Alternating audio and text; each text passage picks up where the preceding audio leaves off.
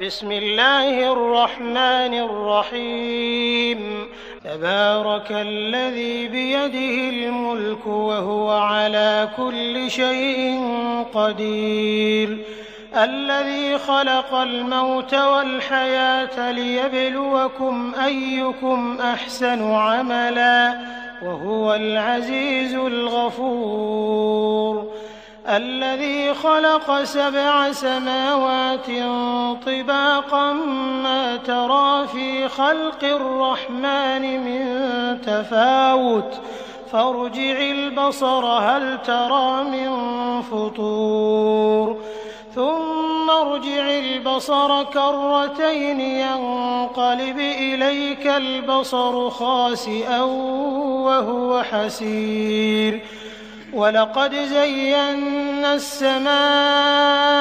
الدنيا بمصابيح وجعلناها رجوما للشياطين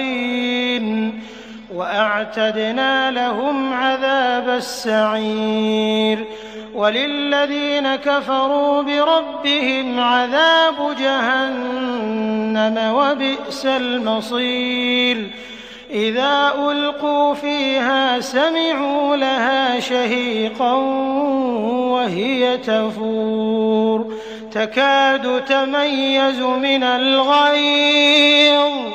كلما ألقي فيها فوج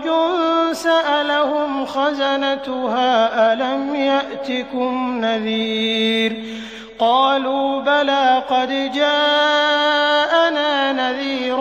فكذبنا وقلنا ما نزل الله من شيء إن أنتم إلا في ضلال كبير وقالوا لو كنا نسمع أو نعقل ما كنا في أصحاب السعير فاعترفوا بذنبهم فسحقا لأصحاب السعير إن الذين يخشون ربهم بالغيب لهم مغفرة وأجر كبير وأسروا قولكم أو اجهروا به إنه عليم بذات الصدور ألا يعلم من خلق وهو اللطيف الخبير هو الذي جعل لكم الأرض ذلولا فامشوا في مناكبها وكلوا من رزقه وإليه النشور أأمنتم من في السماء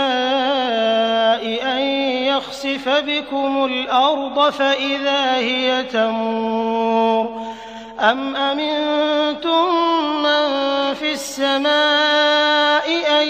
يرسل عليكم حاصبا فستعلمون كيف نذير ولقد كذب الذين من قبلهم فكيف كان نكير أولم يروا إلى الطير فوقهم صافات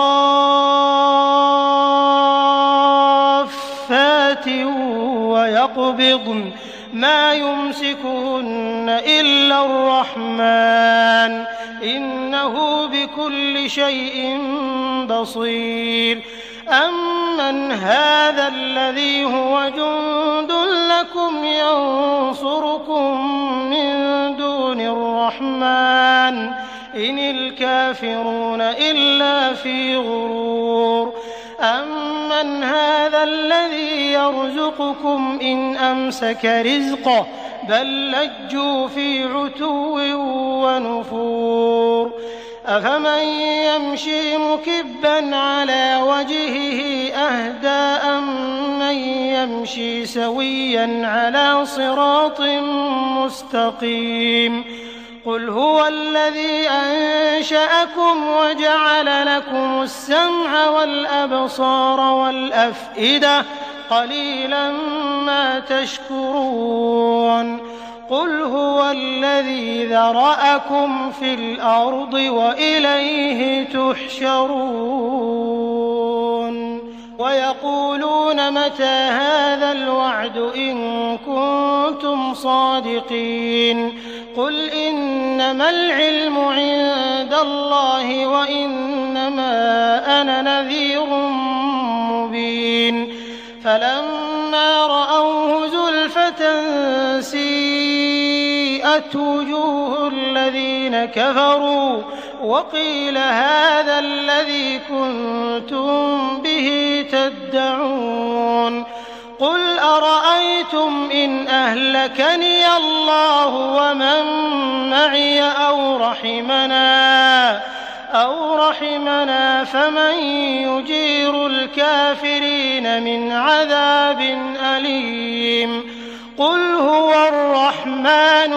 آمنا به وعليه توكلنا فستعلمون من هو في ضلال